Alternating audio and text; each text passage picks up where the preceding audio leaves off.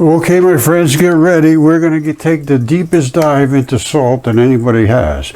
And salt is these kind of formations nobody's ever been able to explain before. When I show you some of the formations, it's going to be hard not to understand it once you understand mud fossils. So let's get started. I have some in the microscope, and we're going to be looking at all kinds of different things deeply. Okay, my friends, you know how I started out. I start from the end, and then I tell you how we got to the end, which is that everything I can find is biological, and so is these salt mines. And this is pink Himalayan salt. This is baby back ribs. Now, how did this happen? How did this happen? And not only that, you see this? This is where the muscle fiber was, and this is tendinous material right here. And we can home in now a little bit better. I'd love to be able to see these places right up close and personal, but I'm never going to do it. But this is the attachment going down into the bone or muscle or whatever. It went in to lock this tendon in, which locks this meat into this position, so the meat can pull and do whatever it does, and this is the anchor. Now these little blocks here, you see these little blocks? I was looking at these, and I can't tell you, I got to be honest with you, I would assume they cut these in here, you know, it's because they're so perfectly patterned. However, you are nothing but little blocks, the same as me, and that's possible that these are natural. I not even going to come close to saying that that's true, but it's not outside the realm of possibilities. Let me put it that way. All right, see this is the tendon. That's the muscle which turned into the salt. The tendon goes right down either into the bone or wherever, but there's a bazillion little straps here coming down, and who knows if that's what's showing up underneath here or not. I don't know.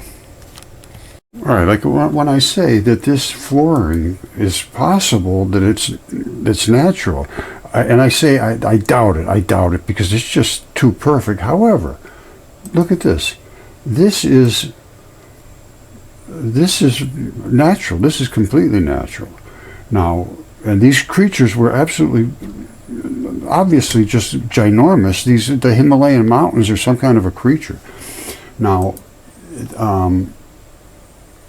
and here's what they look like, these little blocky fibers. Can you see in there? Let me come a little closer with this.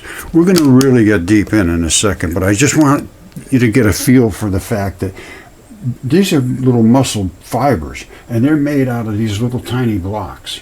And these little tiny blocks are made out of things like this. And they're pretty square looking blocks.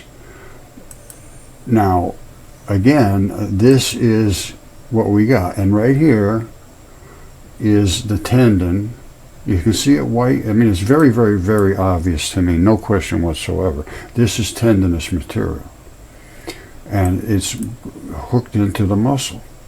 And the muscle turns into salt from some condition that I have not completely figured out. But it's got to do with chemistry. We know that for a fact. There's no question. It's tipped down here to this side of the periodic table. And Himalayan pink is the most alkaline salt on the face of the planet. And we're going to look into the chemistry. We're going to look into all the different formations. I've got a ton of pictures. I got a ton of things to go over. Things about history, things about the different types of salts, where they come from, what their ingredients are, what their chemistry is, what people claim about them, all kinds of things. And salt, apparently what they claim was people that were in the tunnels, hiding in the tunnels in salt mines during World War II and like that, where they came out. If they had respiratory issues when they went in, when they came out, they were usually better. And I know it works. This is a Himalayan salt inhaler, see it? And there's Himalayan salt in there, and you just take a couple of pops on there, and a few. You do it as often as you want, I guess. I don't do it all that often, but when I do it, it clears up my lungs. Now, and even here, look at this. This is saline solution, nasal solution. What does it do? Why saline? Why is everything salt related to your membranes and so forth, like the insides of your lungs? Okay, so once again, just fabulous timing, because I was all set up to really get deep into this salt, because I do have people that, have salt issues. Let's just stay with that. Now, so I wanted to do my own research. Now, what it led me to is an understanding of, because he mentions it, the enzymes and so forth, which is what I've been studying, the bacteria and the enzymes and the interstitium layer. That's your immune system. And I didn't take into the account all of these blood minerals, metals, primarily the transition metals. And those are all in your blood. And Himalayan salt has all those in it, basically, because it's almost completely blood. I mean, it's just as close as you're going to get. So that is also an addition to the bacteria and the enzymes. And in order to make these enzymes work, the chemistry is just incredible in an enzyme, absolutely incredible. However, it's going to need all those little intermediaries doing these transitions to go done. And that's how it happens. And if you don't have the uppers, it's not going to get done. You go to do it, and it doesn't happen. So I don't care if your genes are working good, or I don't care what's going on in your body, unless you have the bacteria making the enzymes to do the chemistry. But the enzymes also need the transition metals. It just sort of is all filtering down. I'm fully understanding it now. If you don't have any of those things is missing, you're in trouble. You got to have the correct genetic makeup, first of all. Case closed, you're right. No question about it. However, genes can be turned on and off. It's called methylation. If it's turned off, it just doesn't work. It might be perfect, it just doesn't work. You don't get the response, and your iron doesn't grow, or whatever it is. If you don't have the gene turned on, it doesn't happen. What turns the gene on? An enzyme. Where's the enzyme come from? A bacteria. Right? This is, and it all happens in your interstitium. And once your interstitium gets penetrated and the bad guys get down through it and start living in your good tissue, then you're in trouble. That's when you get an invasive disease. And sometimes they're really nasty quick, and sometimes they just linger and linger and linger, chronic issue, because it's just invaded, and it's just always being irritated, inflamed. So anyway, this guy's good. And he gives some really good information. I just want to play a couple little clips of him. I'm not trying to steal any from him. You should come up here and watch the whole thing. But I want him to make a couple of points, and I'll just point those out, and then you can come up and watch this. But I am going to get very deep. I mean deep, deep, deep, deep.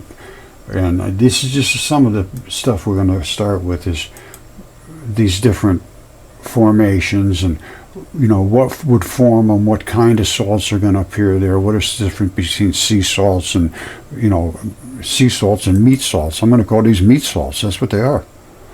If it's coming out of a solid bodied creature, which is this one here would be meat salt. All right, this one would be meat salt. All right, but when they come out of the oceans and in the dried up pools of water and so forth, it could be fine. But it could, in the ocean though, sea salts, the oceans are pretty nasty places in a lot of cases. Now, where they're getting their sea salt from, who knows? But I would, my personal thing is to go with something like this, because that's coming right out of the creature's body, something like this. I remember I said this is okay, right here, these are the interstitium balls. You see that?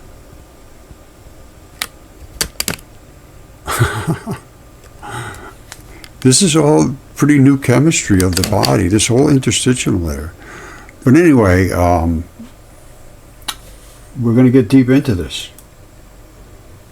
All right, so let's stay tuned. But it's biological. I like to drop that shocker and just get it done with so that we can concentrate on how this all happened and what it means. Well, first of all, what does it mean biological? I mean, for the chemistry and so forth, and what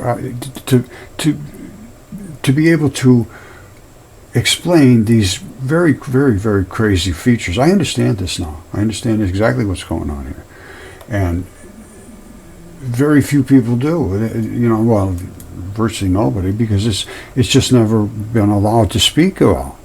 If you could speak about it and start to talk about it, well, we'd get somewhere.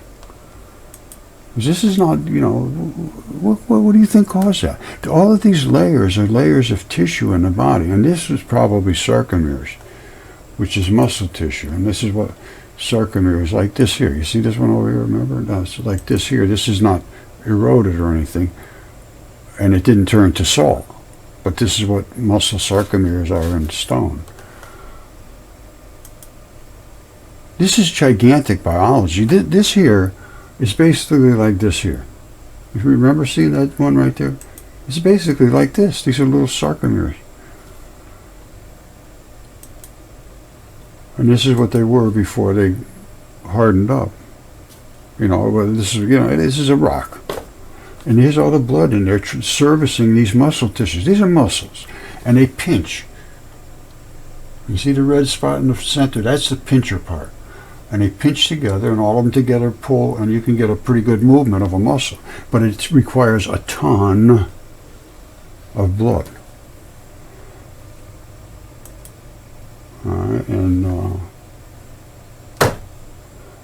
I guess we just have to go over everything. Look at this one here. You see that black? What do you think the black is from? I'm not even going to tell you about it, because I know you're going to already know. If you've been following me, you know already. Okay, before I start, remember, I really respect this guy, and I don't say that too often about many scientists, but he does a very, very outstanding job. And again, I want to comment on what he's saying strictly for educational purposes, and I'd like to discuss this with him, because I can guarantee you, or I can pretty much guarantee you, that he doesn't know that this salt he's talking about is coming from creatures' bodies. All right, so here's what he's got to say. Today we're going to talk about Himalayan sea salt, Celtic, or you might pronounce it Celtic sea salt, and other types of sea salt. Is there a big difference? Let's just jump right in. When we get into the Himalayan sea salt, we're dealing with a salt that has been extracted from a part of the planet where there is zero microplastics. This salt was extracted very close to the Himalayan mountains, but not... All right, let me just make a point before he goes on. He's talking about a lot about this microplastics being in the environment and being actually going into salts. Because salts are very reactive. So in the ocean waters, they're going in there. Now there's no microplastics in here because you're going inside of a creature's body. So like I said before, I call it meat salts and sea salts. All right, so here he goes. Let me go back a second here. This guy is just outstanding. Here goes. Microplastics. This salt was extracted very close to the Himalayan mountains, but not actually in the mountains. There's other mines in Pakistan that provide this Himalayan sea salt, which is a very pure, wonderful sea salt with a lot of trace minerals and a little more of certain... Well, wait a minute, hold on a second. He's calling this Himalayan sea salt. I think it comes from the mountains, but I could be wrong. Which is a very pure, wonderful sea salt with a lot of trace minerals and a little more of certain trace minerals that give it the pinkish color. Now, Celtic sea salt or Celtic sea salt is different. It's mined from the ocean, but in a very traditional way in a certain part of France. They sun-dry it. I'm not sure if I misunderstood or he's just saying that all of these natural salts are sea salts, but Himalayan is coming out of a dead creature's body, is my estimation. Now, this is regular sea salt they just harvest up in these huge piles you'll see in a minute. And these are also sea salts. Now, this is smoke salt. I don't know where it comes from. Black volcanic salt, no idea. Red sea salt, so it's from the sea. Persian blue, no idea. But anyway, there's sea salts, and then there's creature body parts sea salts, and then there might be something else. I don't know. There's a lot of work to do here. But either I misunderstood it, or he's sort of putting it in with other sea salts, because he refers to sea salts a lot, and that sort of, confused me, because really what you want is this one here. That has all the blood mineral. It's just basically meat turned to salt. I know I showed you this again, but I want to show it to you again. Don't forget, tendon coming up to the meat, which the meat has turned into pink salt. This is nothing more than right here, and this is the pink salt. And it's the same as body, red bloody body tissue. So it's got all the metals that you found in meat, in the blood, because you can see the bloodiness to it. That's the key. It's the blood is preserved in these pink salt mines. That's the key. And there's blood is very complex. And I will show you the chemistry now. Hold on. You see this? This is the chemistry that's in blood. Blood gives you all of these special little elements that are these transition elements that do all the movement of chemistry in your body. I probably already talked about this, but I always do 2-3 things at the same time, so I probably have gone over this before, but this is the key to everything. And it's iron, it's, all of these transition metals in your body, and this is what it's all about, and these are what's found in the Himalayan pink salt specifically, because that's the blood. This is blood. This is a whole blood. All right, this is from when I was studying what is in the blood, the transition metals, and here they are right here. All of these very specific metals, 26 elements, that they're trying to quantify what's in the blood, and there's a lot of iron and all of that stuff. So this is what you want, is the blood. And the blood is in that red, bloody Himalayan body stuff. Now, the other ones, I imagine, have all of these too, even though they're... Let's just look at this. This is blood. This is literally blood. All right? And that's pink salt. It's just literally blood in there that is hardened up into a salt. It's gone into the salty side of things and preserved. They preserve meat with salt right now, so it's not like a big stretch here. No. So you have that style. Now, what about this one? This one here, it should be virtually identical, and maybe even better, because you got all kinds of things going on here. All right, the other one was primarily just blood. And this, again, they chipped it away until they hit something that apparently they don't want. I don't know. But this it's obviously there's a seam coming from here to there, and you can drive down here, and it's just a big thickness of body tissue. You see that? This is all the layers of your body tissue. It's just the way your body works. And they chisel it away, and these are like layer coming up here. And this probably is some kind of an artery down here or something. All right, so there you got your body tissue. Now what about this one? This is also body tissue, but this one here, you got so much different variety of colors. So you obviously have some different transition metals up here, so they could sell you pink from this, or red from this, or white from this, and it's all the blue. I don't know. I would like to see what the different... I mean, look at this. Very light looking blue here. Why? Normal blue looking here all over the place. Red stripes. This stuff here, whatever this is. I think this is a vein or an artery, and these are blood cells and things in there, running this whole thing to service this tissue. And it all turned to salt. Look at the colors. Isn't that something? Those are all transition metals. You saw the transition metals. I know you did, but I make sure you did. Here they are right here. And they just go around, and on the preservation process, they find somebody to become stable with, just like I showed you in the heart. All right, and of course there's all kinds of special conditions. This is like raw silicates infused with transition metals. That's what makes them so spectacular looking. I have one here. Here's a heart right here. You see that? That's a heart. All right. This is what they call a water opal. There's the aorta right there. There's a little tiny bit of blood left right over here. All right. There's the ventricle wall right there. Now this one here was in an area where there was no transition metals hanging around. Everything got washed out except this one little spot here. This one here, for some reason, kept some of the red blood, but virtually everything in here washed out. Now all the tissue is still inside of here. If you did, and I did, I cut one apart. Hold on. Here it is right here. This is another one. This is another heart. You see what's inside that? That's the heart. It's in there just like this. I just cut it off at the bottom, and here it is right here. This is all real stuff. You see that? This is what's inside of a heart. It's exactly like this. It's identical to that. All right, on the outside, it's just converted completely to quartz. And this is silicon, SiO2, silicon dioxide. It's quartz. And this one here, there's a big jobber right there.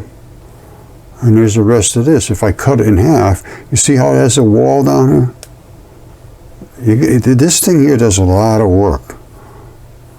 And this is must be the glob of blood, which would have been over here somewhere. I don't know.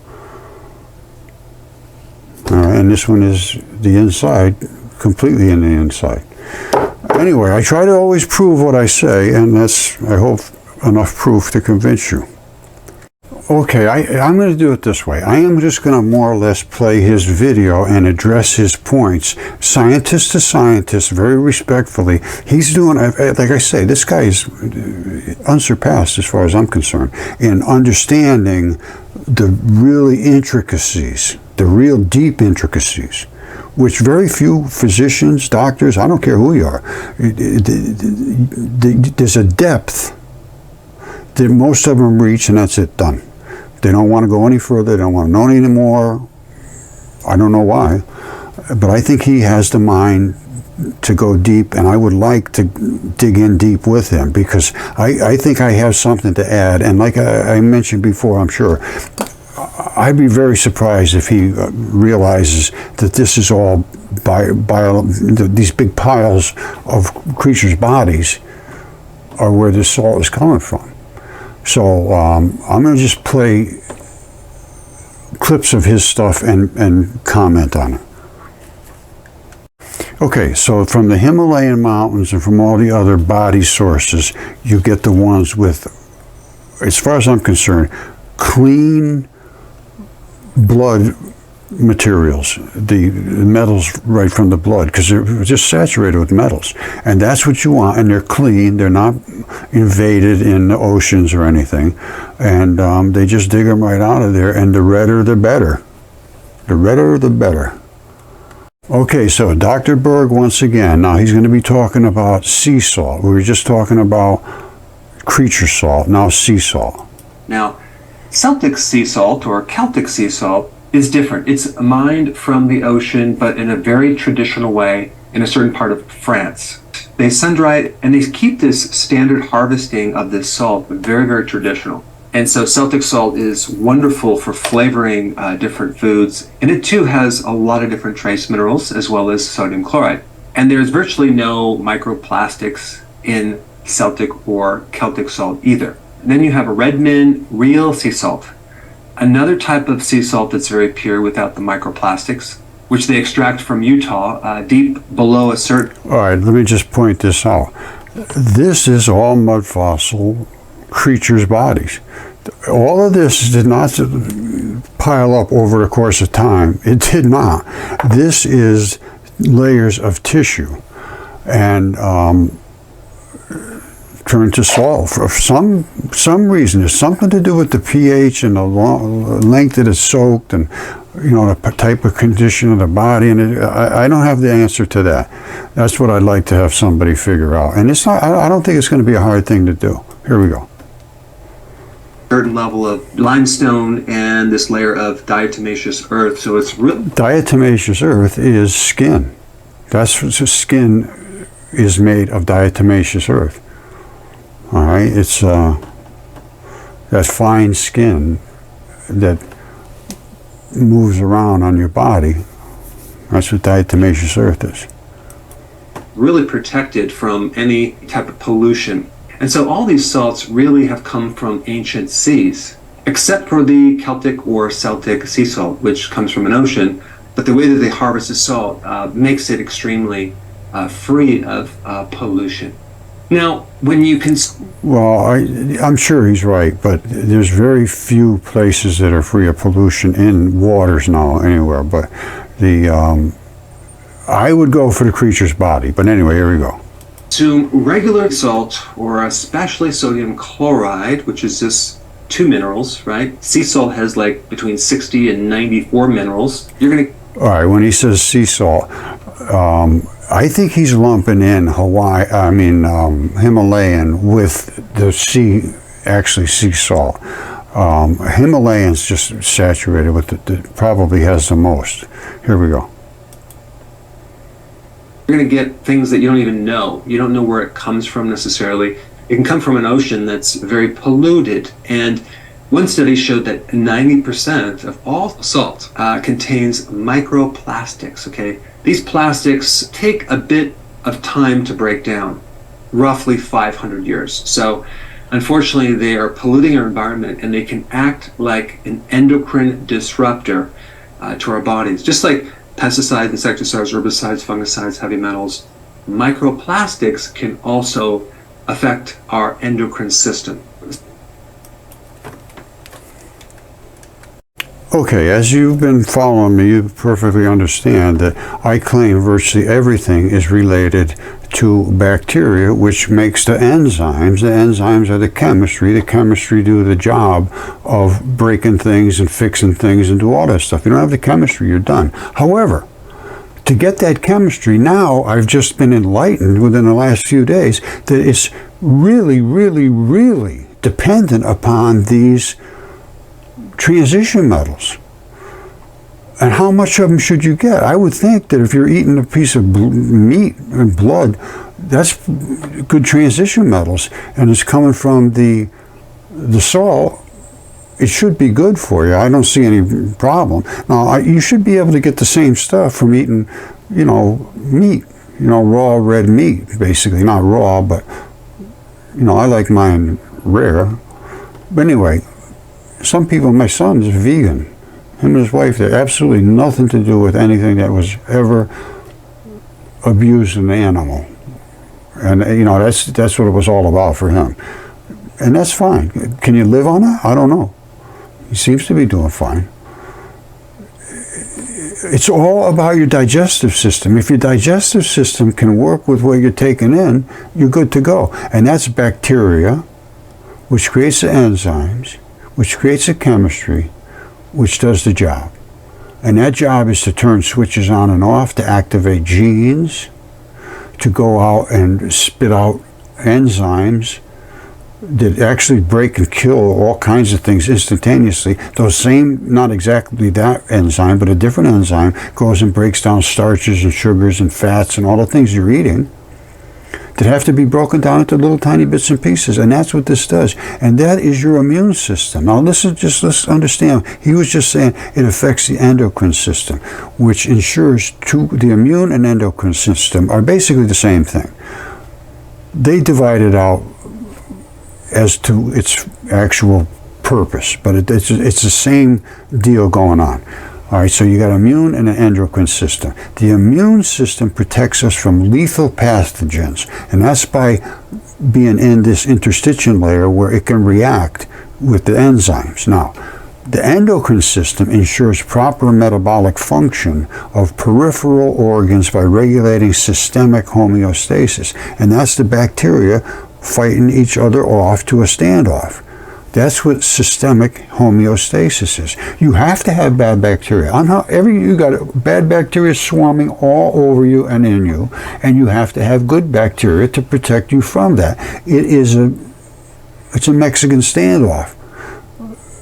You know, I'm not going anywhere, you're not going anywhere, so let's just work it out somehow. That's what everything should be anyway. It's like a standoff. If we could get somehow people working together, and this must happen in your body, it's working together. And so now that's the endocrine system. However, it is identical. It's just same part of the immune system. It's the same thing, because they say that it regulates hormones somewhere. I don't know the metabolic function, peripheral organs. Well, they also say it regulates hormones. Hormones are nothing more than enzymes that are targeted to some kind of a biological reaction versus breaking down or killing something. So it's basically the same thing. It's an extremely advanced piece of chemistry. It's a hormone. That's all it is. And it's secreted by a gland, and the reason it's secreted is because it has enzymes that are breaking down chemistry there, and other enzymes that are putting it back together, and then it shoots out. All right, if you really want to get geeky, and I don't, this is a little beyond what I have done for a long time, and I never studied really salt formations, but it's understandable to a degree. And a base and an acid change into this from this. All right, and you got a metal and an acid, you got a base and an acid, metal and a non-metal, and these are the different reactions that result in these different salts. So these salts are formed by this chemical reaction of these turning into these. That's all you have to know. And because you can see all the different salts, they're just different salts. The chemistry matters not. Well, it does, but not to you. Okay, let's just start again here about the salt and how alkaline it is, and it's got some kind of very reactive chemistry apparently, and apparently these metals have been affected by these salts to make them more absorptive to your body or whatever. It's changed them in their molecular state to be more beneficial to you and more absorptive really into the aqueous solution of your body primarily. That's the way I'm seeing it. And it says the right salt in the right amount is actually very good for you. Pink salt, Himalayan salt. Well, see here, they're saying pink Himalayan sea salt. That's not really what it is. It's not sea salt. When they dig it out of the mountains, it's just coming out of there from the flesh. They think this was all eroded from seas, that a sea here and another sea here and another sea here, and it's just all layers. So that's why Dr. Berg, I think, was lumping in sea salt with Himalayan salt, and this is creature salt. So there's a difference here, and I would love to see an interaction. I would love to talk to him, because, you know, as I'm showing you, there's very little doubt that what I'm saying is wrong. So it's not sea salt, it is creature salt. Contains over 84 minerals and trace elements, including calcium, magnesium, potassium, copper, iron. So it does more than just make you feel or taste better. It's also one of the most alkaline substances on the planet. It reduces acid reflux, respiratory problems, and improves absorption of nutrients in food. And I believe that's probably all true. And also these transition metals, I believe, are the absorption mechanisms that are they do the transitions between all these little molecules. So it's got to be more than just the fact that it's salt. It's got to, it's changed the molecular structure of the metals, I believe. I believe they've become water soluble, whereas normally metals don't dissolve in water. Something like that. Now here's the other stuff. This is table salt, Maldon salt, Himalayan, and a Celtic. Calcium, potassium, magnesium, iron, sodium. Now, let's go with just these two, because that's what he was talking about. 36 and 33, not a whole lot of difference in the sodium. Fairly good sized difference in the iron, because there's almost no iron in the Himalayan. And that I don't understand, because it looks like red blood to me. There should be a lot of iron in there. All right, this is 0.014, this is 0.004. Now, magnesium, it's a little higher in the Celtic. And potassium is higher in the Himalayan. And they're about the same in the calcium. So anyway, what I'm getting at is there's something going on that makes those metals more absorptive, I believe. And I could be totally wrong. Maybe you're not getting the kind of kick that I thought you were. But I do believe they're helping in the enzyme process, because those are very reactive molecules, salts and acids. And I'm just going to run through a few pictures and then sort of wrap it up. But this is the kind of salt from evaporation salt. Oops. I showed you that. We saw that. This is the interstitial layer in the body. And we'll see all these layers of tissue. And they're all over the place. And this is the interstitium here. And these are all these little balls. They're all over the world. Because the creatures were absolutely huge and gigantic. All right, this is the balls that were under the skin, and these balls are under the skin too. And that's Hunstanton Beach in the United Kingdom, and these are the balls, the same as these, only this was a little bigger. And this all ran off, and the mud flowed off to the sides. This is all the mud, they're just sitting in here now. But originally they were inside the flesh, these are little black balls. They're hard, very tough, and those were the anchors. So your skin could do this and do this and do this, but it would come back to where the anchor was strapped in. And what do we got next? I think I showed you this. Yes, I think I did. And I believe those are those interstitium balls. Remember I just showed you this thing here? Right here. These basically are what you're looking at. Right there. All right, can you see that? Those are those balls. And all of these layers of tissue. These are just layers of tissue. And they've become salt. And I'm not exactly sure of the process. And that's why I say somebody could do some testing. I think I mentioned how to do it. Because you need some basic chemistry stuff, which is, hold on a second. All right, well, what you need is a little of the pH down, the acid, and the pH up, the base, and you'd have to regulate what pH it was at, so you're going to need a tester to test it, the pH, and then put some water in there, and put a body part in there, and let it soak. And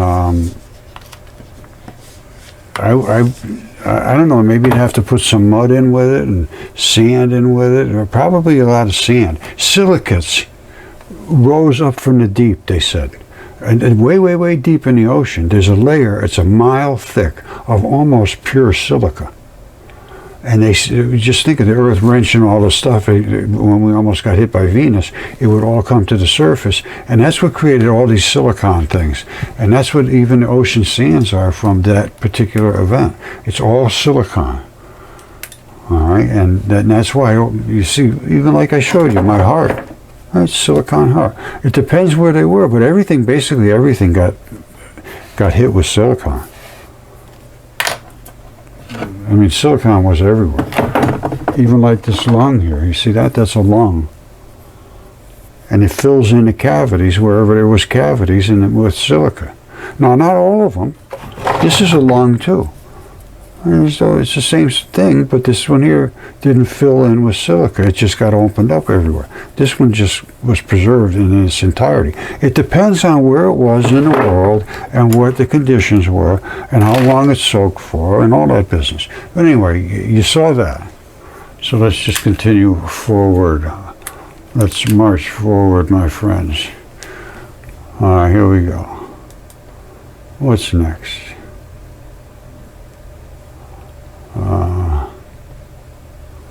I showed you the heart, and I showed you the opal heart, transition metals. We saw this one here. I mean, look at that. These are all different layers of tissue. And up at the top, this is at the top is like going to be the dolomite clays, which is your skin. And then below there, it's something else. But the top, and they agree with that, is dolomite clays in most cases. And this we saw, look at that. Isn't that fabulous? Whew. Absolutely amazing. What's next?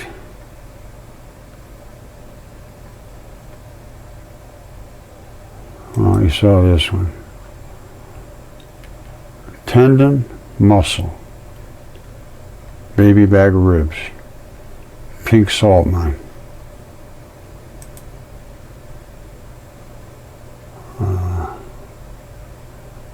These are all the different types of salts. You know, like I think I mentioned all that. And again, pink Himalayan, that's a body creature salt. You dig it right out of the body.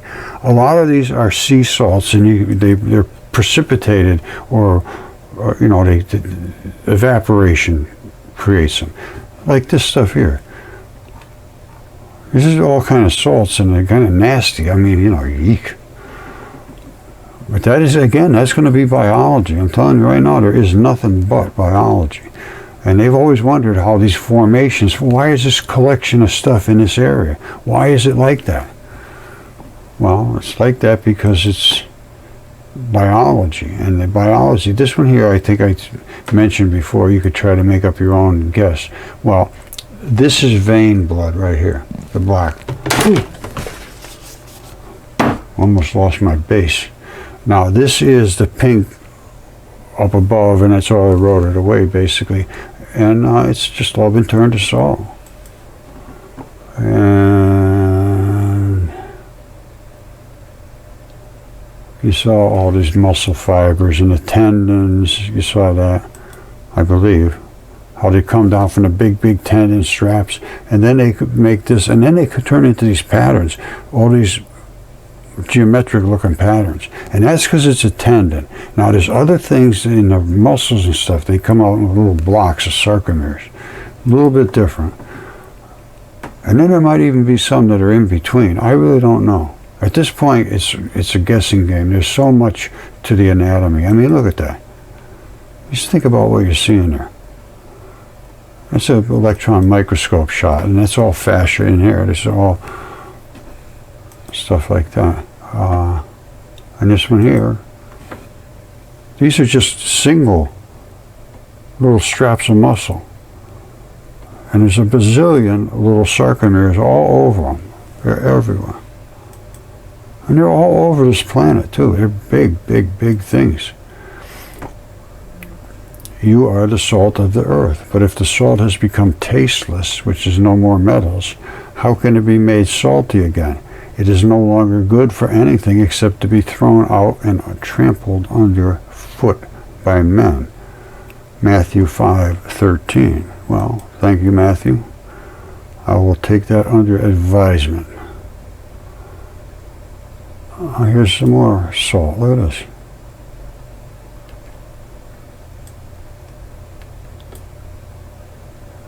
And again, I'm not sure of the process. I really, I'd like to see somebody recreate it. And they make salted meats and stuff like that, but they're not like what we're seeing, salt. You don't get this from salted meat. This is just salt. So there's got to be something else going on there. See, this is salted blood. It really literally is. The black and the red is the vein and the artery blood. And the salts have just invaded everything except the blood. Blood is just so preservative. It's absolutely incredible. As a matter of fact, I'm going to put it in a microscope. I have a salt block here that lights up in all different colors, and there's a vein in it, or an artery in it. You can actually see it. Let me get the microscope on and show it to you. All right, what you're looking at is a block of salt, and that spot, that little dark spot, is a blood vessel, and I've got all kind of different colored LEDs going from behind it to illuminate it in these different spectrums, so you can see it, pretty nice. It's pretty cool. Keep your eye on this now. It's, like I say, it's changing colors. Right in the dead center is where the blood vessel was. Now, you'll be able to see a little red here and there. It's changing colors now. It takes a little while to go through the different colors of the LEDs. But right dead center there. Now, I'm going to put a little water on here in a minute. You see when it goes into the green, you can see it stands out a little better, and the same thing with the blue. You see the red? That's really blood. Now, hold on a second. All right, now watch it now. I just put a little bit of water on here. And anytime you put water on mud fossils, basically, and everything is basically a mud fossil, it rehydrates the blood. You see the blood showing up here? It wasn't showing up before like that when it was dry. This is the blood vessel right there. And it's leaked the red blood around it. You can see it's pretty round. And you got to come out of that red spectrum. Hold on a second. All right, now see it? See these are little bits of blood all over. It's leaked out. And in the blue, you can see it even better. You see it? It's all over here. And this is salt. You see it, all the red? Isn't that cool? Now look at that now. I just dried it up a little bit. It almost looks like it's, see that? There's the hole right in the center. You gotta get it just in the right light and in the right colors, and that almost looks like it's alive when I first saw it. Watch when it gets into the right color. Look at that. Look at it. It looks like a little bubble of gooiness with the blood around it. Anyway, but the dead center is the artery. All right, you saw the blood. This is the panel of elements that are in the whole red blood. And there's more than this, but these are the ones that are primary, and of course a heavy-duty amount of iron. And I can tell you what, this is almost identical to what they just retrieved from asteroid Bennu. I did this video before they came back and landed, and I said when they analyze that, it will be virtually identical to this. There might be a little changes because of the radiation being in space like that and not being protected for who knows how long, but primarily you're going to see these are going to be metals. That's what they're going to find. Mark my words. Now, what else did I not show you? I guess that's the same thing. All right, we saw this. This is nothing more than layers of tissue, and I think these little red spots could be the blood vessels, and these black, I think they're picking out the hard stuff. Now, maybe they spray this red and they're going to pick something out of there. I don't know.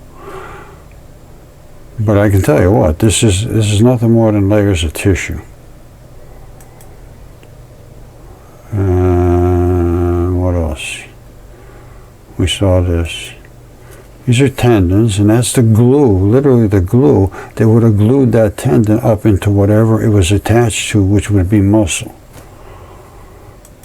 There's glue in between the tendon and the muscle, and in this case, we're talking a big, big, big creature. And these creatures were just stunningly large. All right, because you see this here? This is nothing more than the tendons we have like in our body. And then there's a gluey spot, and then the muscle takes off. It doesn't just go right here and then instantaneously turn into muscle. It doesn't do that. Here's what they show in the representation. Where is it? I guess this is it. All right, they show this. The tendon coming out, and then the muscle. Well, right here is the glue. It's just very, very small. They really don't even probably know it's here hardly, because they must think it's just part of one or the other, but it's not. It's a separate layer, and it's glue, and here it is right here. And it is tough, tough, tough. You see these tendons? That's a huge, huge, huge. And every one of these little fibers is in the tendons. So, you see that? This is some kind of skin pattern as far as I'm concerned. Although they do crystallize into certain patterns, I can't, it's something to do with crystallized. And this is all it is. I've come to the conclusion that this is crystallized body fluids. Now, there's got to be more to it than that, but primarily the body fluids and body tissues become crystallized. How that happens, I don't know. I'm not sure. Somebody could play around with this. You got some geeky little experimenters, they'd have a blast doing this.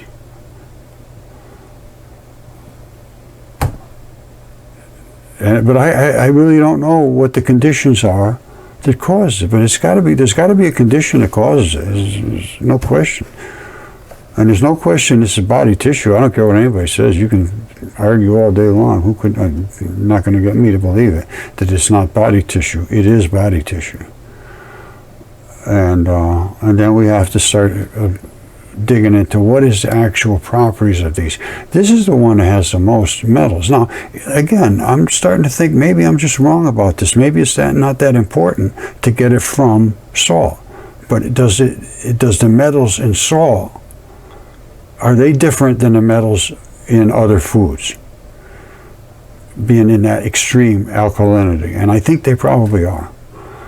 So I can tell you what, I think I've chewed your ear off long enough. So I guess I'll just let it go with this. And these are the salt glands in birds and reptiles, and there was some very, very, very big reptiles and birds. So that would be kind of interesting to see where these salt deposits are. You see it? The gland is up here. This stuff all plays together. You got to really look at the little details. And I sort of sometimes get carried away, but I found every time I look, I find something else. I find something else to look at.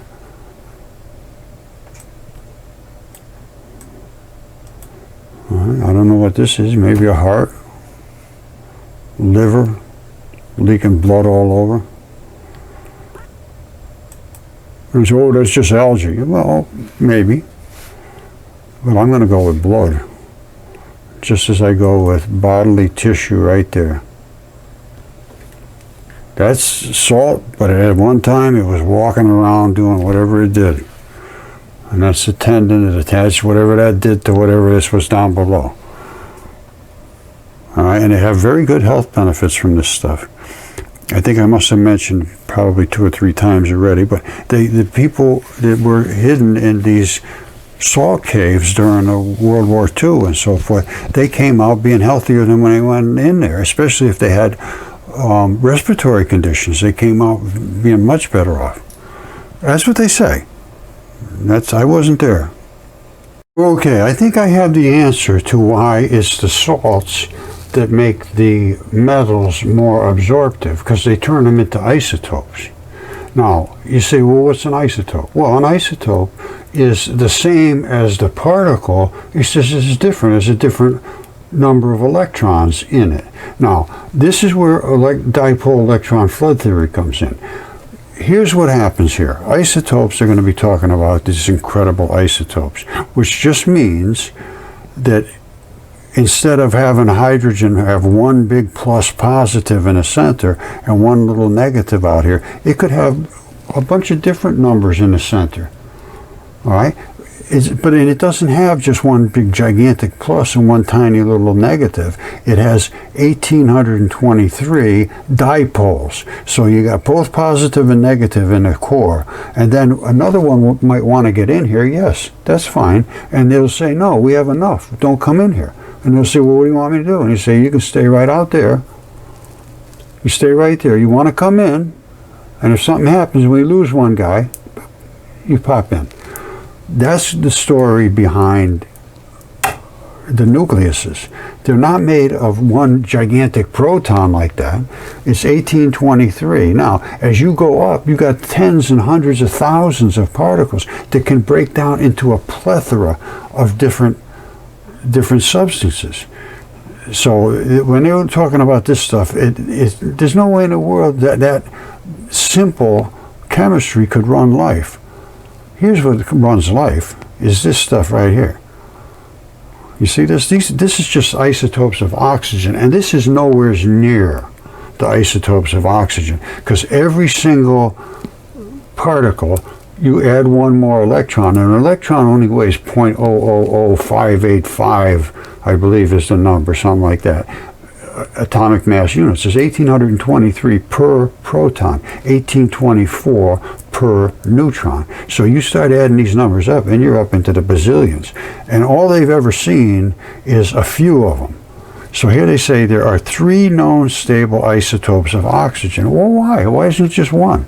You got oxygen 16, 17, and 18. All right.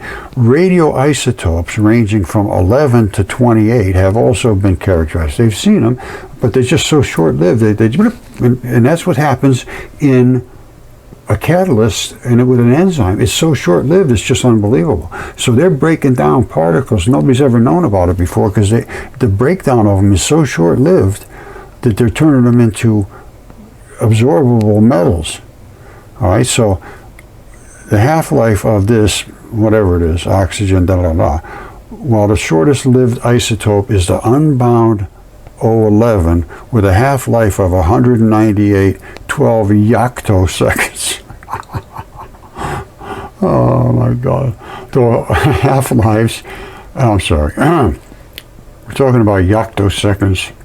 Though half-lives have not been measured for the unbound heavy isotopes O27, O28, all it means is you're adding more and more and more and more and more and more and more and more of these little electrons. And here they are right here. And if you calculated out the weights between them, the mass between these, you'd find out that they're basically adding in one more electron every time. You see, this is the isotopic mass. 11.05, 12.03, 13.02, 14.00, 15.00. They're basically just adding more and more electrons and able to see, because they're very close to being stable. Here's the 3 stable ones. When you get up right in here, they're almost identical, and they're stable. They know they're different weight, but they're very, very close. And then they go on the other side. So here you have less electrons than you should. Here you've got a full complement of electrons. And then as you get up higher and higher, you have too many electrons. All right, and it's just more and more and more weight. And they're all the same oxygen, but it's not the same particle. So what's happening, and now I'm pretty confident, is that the enzymes are breaking these different isotopes apart and going and using them to create this instantaneous chemistry. I mean, an enzyme does millions of chemical reactions in under a second. and it's just unbelievable how fast these things work. All right, I'm not going to bore you with this, but this is the nucleophilic substitution, and you have entering groups and leaving groups. So it says the groups are those which have electron-rich atoms able to donate a pair of electrons to form a new covalent bond, which stabilizes those opals and so forth, like I showed you. Okay, so this is the end of the story for today. I'm just going to, the takeaway from me is going to be that this blue stuff is going to contain more titanium, let's say, than this one up here, which is going to have more ferrous oxides in it, and this one down here, which is going to have more vanadium. And why, I can't tell you specifically, but it's got something to do with the layering of the tissues. And they're all different in your body. Everybody thinks you just get one big slab of meat. No. There's more layers of fascia separating all of these tissues. You can see. And this has just recently been pretty well understood, the interstitium. As a matter of fact, it is a new organ according to the scientists. I had it down here somewhere. Oh well, they do call it a new organ anyway. So, as far as I'm concerned, you are what you eat. And they've always said that. And it appears to be quite true. All right, thank you. I love you all. And spread the word to have people just take this into account. Start thinking. Because there's no way to dismiss it if they look. Getting people to look is the key. And there's a certain way to approach people and a certain way not to approach them. And I never use the good way. I always use the sort of straightforward way. And that does not work well. You got to sort of trick them into looking. What do you think? How the hell did this happen? Look at this guy. He's crazy for showing this stuff. Well, he thinks it's alive. Can you imagine? Something like that. Do it, yeah. And see what they say. Because they might even look. I haven't had it happen very often, but there's always that possibility. All right, again, love you all, and stay tuned. There's just more and more and more and more and more to come.